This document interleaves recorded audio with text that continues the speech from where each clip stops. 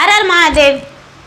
देवों का देव महादेव जी के चरण में प्रणाम करती हूँ, मेरा प्रणाम स्वीकार हो। माता गौरा पार्वती के चरण में प्रणाम करती हूँ, मेरा प्रणाम स्वीकार हो। गणपति ललनमा के चरण में प्रणाम करती हूँ, मेरा प्रणाम स्वीकार हो। गुरु भाई बहना, मैं एक कथा सुनाने जा रही हूँ। इस कथा को पूरा सुनिए और रहस्य जानिए। हर हर महादेव, घर घर महादेव। गुरु भाई बहना, नर्मदा नदी के किनारे एक बहुत बड़ा विषैला पाकड़ी का पेड़ था। बहुत बड़ा विषैला पाकड़ी का पेड़ था।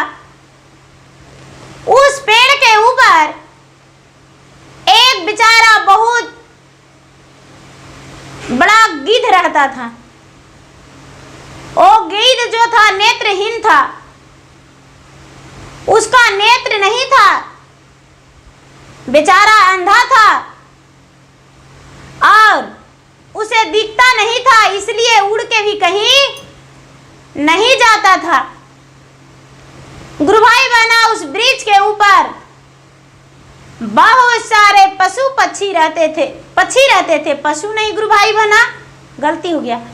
पक्षी रहते थे और पक्षी जो थे अपना उसी पे बच्चे को रखते थे और ये गिद्ध का प्रतिपाल सारा पक्षी मिलकर करते थे। बेचारी जो गिद्ध थी, गिद्ध सबके बच्चे के प्रतिपाल करती थी, देखभाल करती थी और सारा बच्चे की माँ उसका प्रतिपाल करती थी। गुरु भाई बहना, वो गिद्ध जब नहीं थी तो उस वृक्ष पे एक बहुत बड़ा विषैला सर्प जाकर और सारी पक्षी का अंडे को पी जाता था। सारी पक्षी बेचारी उदास हो जाती थी और जब अंडा ही पी जाता तो बच्चा कैसे बन पाता। सब बेचारी पक्षी निसंतान रहती थी और भगवान से प्रार्थना करती थी कि हे भगवान, हे महादेव, आप अपने रक्षा के लिए तो गले में नाग पहन के रखते हैं, लेकिन मेरा भक्षक के लिए पेड़ पर भी भेज देते हैं, मेरा अंडे पी जाता है। कौन ऐसा पापी है महादेव जो आपका पूजा करता है? यदि मैं मनुष्य भी बन जाऊंगा लेकिन आपका पूजा नहीं करूंगा, क्योंकि आप अपने नाग का मेरा बच्चे का भक्षक बनाकर भेज दिए। गुरु भाई बहना, भगवान ने इनका पुकार तो सुन लिया था और उस अंधे गिद्ध को उस वृक्ष पे भेज दिया था। अंधा गिद्ध जो था सबका देखभाल करता था और सबका बच्चा स्वस्थ रहने लगा। गुरु भाई बहना, जब भी वो नाग चढ़ता था तो गिद्ध ने उसे चोंच कर, अंधा होते हुए भी चोंच से मारकर उसे गिरा दिया था। तो 2-3 बार वो सर्प चढ़ा उस पे और फिर नहीं चढ़ने लगा, दूसरा, तीसरा, चौथा। जब 3-4 मर गया तो और नहीं चढ़ने लगा। गुरु भाई बहना, ऐसा ही करते करते बहुत सारे पक्षी का बच्चे हो गए और सारी पक्षी खुशी खुशी इसको भोजन खिला देते गिद्ध को और गिद्ध अपना भोजन पाकर बड़ी प्रसन्न थी। गुरु भाई बहना, एक दिन का बात है कि उसी वृक्ष पे एक बिल्ली चढ़ने लगी और बिल्ली जब चढ़ने लगे तो पूरा पक्षी लोग च्यू च्यू च्यू च्यू का आवाज देने लगी। ये जो गिद्ध थी, गिद्ध कहती है, अरे मेरा वृक्ष के ऊपर कौन चढ़ा जा रहा है? मैं अपने चोंच से मार गिराऊंगा। कौन है कौन? गुरु भाई बहना, गिद्ध को देखते ही बिल्ली बोली, अरे भाई गिद्ध बहना, मैं तो तुमसे मिलने आया हूँ। सुनता हूँ कि तूने बच्चे का पहरेदारी करता है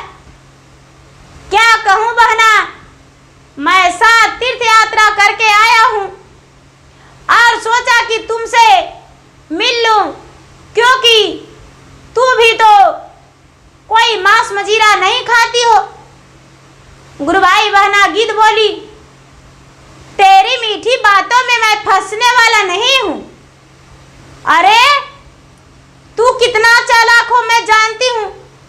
जल्दी से मेरा पेड़ से नीचे उतर जा, नहीं तो मैं अपने चोंच से मार गिरा कर तुम्हें खत्म कर देंगे।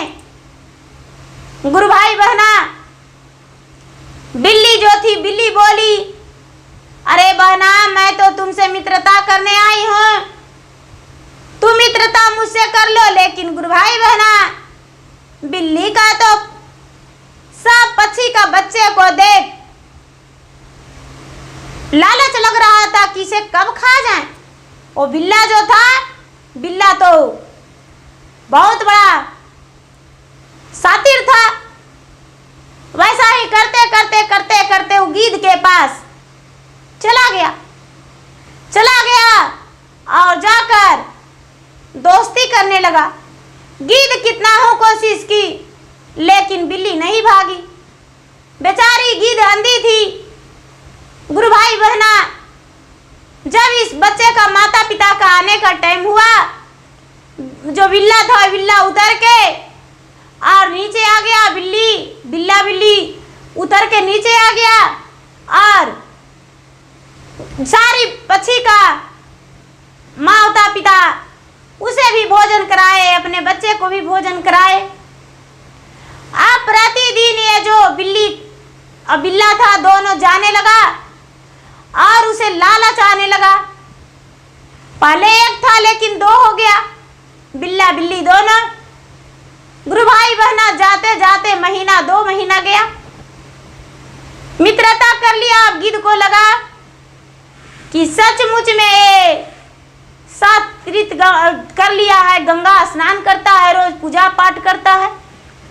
बिल्ली ने बोला कि अरे गिद्ध तू भी गंगा स्नान कर लेता तो अच्छा रहता, तू तो बिल्कुल मांसाहारी भी नहीं करते भोजन, लेकिन गंगा स्नान कर लो।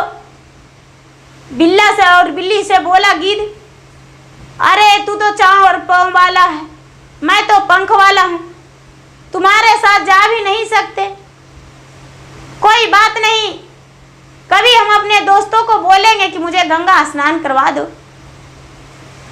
गुरु भाई बहना ये बिल्ला बिल्ली ने क्या किया कि धीरे धीरे उसका बच्चे का खाने का शुरू कर दिया।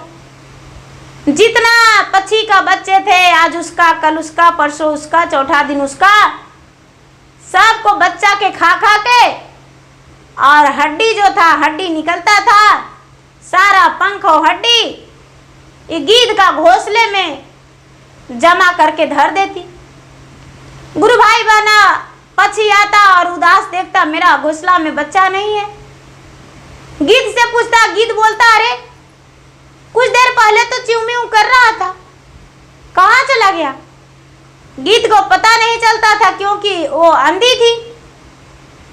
गुरु भाई बहना अब प्रतिदिन बिल्ला बिल्ली का भोजन हो गया, उसका बच्चा, और प्रतिदिन भोजन करने लगा। जब सारे बच्चे को खा गया, सारा पक्षी ने एक दिन अपने पुत्र और पुत्री का वियोग में, बच्चे का वियोग में इसके गले लग के रोने गया कि बहन जी, पहले तो नाग आता था तो नाग के तूने मार गिराया अंधा होकर भी, लेकिन अब कौन खा जाता मेरा बच्चा का? कुछ तो आप करो। इसका घोंसले के पास गया गले लग के रोने, तो गिद्ध का घोंसला में देखा कि अरे बहुत सारे पंख और बहुत सारे हड्डियां हैं। गुरु भाई बहना गिद्ध को पता नहीं लगता था। अब इसको सारा पक्षी ने मिलकर चोंच मारने लगा, अरे इतना बड़ा तूने घात कर दिया, मैं अपने चोंच से चूमकर तुम्हें भोजन कराया, अपने चोंच से लाकर तेरा चोंच में पानी दिया, और तूने मेरा बच्चे को खा गया। यदि तेरा पेट नहीं भरता था तो मेरा जीवन ले लेता, मेरा बच्चे को नहीं मारता। गुरु भाई बहना सभी पक्षी ने चोंच मारने लगे। बेचारी गिद्ध हाय राम हाय राम हाय राम करने लगी और राम राम करते करते जब उसका प्राण टूटने वाला था तो गिद्ध कहती है कि हे बिल्ला बिल्ली, तूने मेरा बच्चे को खा गया, सारा पक्षी का बच्चे का, जो मेरा पालनहार बना, जो मेरा अन्नदाता बना, उसी को तू खा गई। चिंता मत करो, कभी तेरा पेट नहीं भरेगा और सारा दिन तू चोरनी और चटनी के काम करोगी, घर घर घूरते रहोगी। तुझे देखकर लोग ढेला मारेंगे, तुझे देखकर लोग घिन करेंगे और जिस रसोई में तू घुस जाओगी उस रसोई को आप पवित्र मानेंगे। पवित्र नहीं, मैं श्राप देता हूं। गुरु भाई बहना, गिद्ध ने श्राप दे दिया बिलरिया को, बिल्लू और बिल्ला को, दोनों को जब श्राप दे दिया और श्राप देकर अपना दम तोड़ दी। गुरु भाई बहना दम तोड़ दी और उसे सारा पक्षी मिलकर पेड़ से नीचे गिरा दिए। जब पेड़ से नीचे गिरा दिए तो गुरु भाई बहना देखता है सारा पक्षी की बिल्ला और बिल्ली दोनों मिलकर इस गिद्ध को भी अपना भोजन बना लिया और नोच नोच के खा गया। जब नोच नोच के खा गया तो सारा पक्षी ने देखे कि अरे बिल्ला बिल्ली कहां से आ गया, ये तो गिद्ध जो बहन थी उसको भी नोच नोच के खा रहा है, लगता है हम लोग गलत कर दिए। गुरु भाई बहना, गिद्ध को खाते देख सारे पक्षी हताश गए, उदास हो गए और उदास होकर सोचे कि अब मेरा बच्चे का यहाँ गुजारा नहीं। अपने गिद्ध बहन से क्षमा मांगे कि गिद्ध बहन मुझे माफ कर दो, मैंने तेरा प्राण गलत फहमी में ले लिया। अब जब देखा 1-2 दिन की प्रतिदिन बिल्ला बिल्ली इसी पे आता है और खोज करता है बच्चे को, बच्चे नहीं मिलता है। सारा पशु पक्षी समझ गए, जितने पक्षी थे पक्षी समझ गए और पक्षी समझकर और उससे गिद्ध से क्षमा मांगे और दूसरे ब्रिज पे अपना घोंसला बना लिए। घोंसला बनाकर दूसरे ब्रिज पर रहने लगे। तो गुरु भाई बहना, बिना जाने सुने किसी का गलतियां न दूसरे को गलतियां नहीं सौंप देना चाहिए, किसी को बिना जाने सुने सर नहीं काटना चाहिए। जैसे कि बिलरिया का गलती, बिल्ला का गलती, बेचारी गिद्ध को भुगतना पड़ा। सारी पक्षी ने मिलकर उसे चोंच से मार मार के उसका प्राण ले लिया, उसका प्राण को खत्म कर दिया और मृत्यु हो जाने के बाद बिल्ला बिल्ली दोनों मिलकर नोच नोच के उसका शरीर को खा गया। गुरु भाई बहना, वैसा नहीं करना चाहिए, क्योंकि सबसे पहले जानना अवश्य कि सच क्या है। जो सच जान जाते हैं वो गलत नहीं कर सकते हैं, उनसे गलत हो ही नहीं सकता है। और गलत करने से पहले भी 100 बार सोचेंगे कि मैंने क्या गलतियां करने जा रहे हैं। गुरु भाई बहना, कई लोग तो ऐसे होते हैं कि झूठी मूठी भी कह के और उन्हें गिराना चाहते हैं। तो गुरु भाई बहना, मेरा वीडियो अच्छा लगे तो इसे लाइक कीजिए, शेयर कीजिए, सब्सक्राइब कीजिए। गुरु भाई बहना, मैं इंस्टाग्राम पे भी हूँ, मैं फेसबुक पे भी हूँ। मेरा इंस्टाग्राम और फेसबुक पे लाइक करें, शेयर करें और फॉलो करें। धन्यवाद। हर हर महादेव, घर घर महादेव।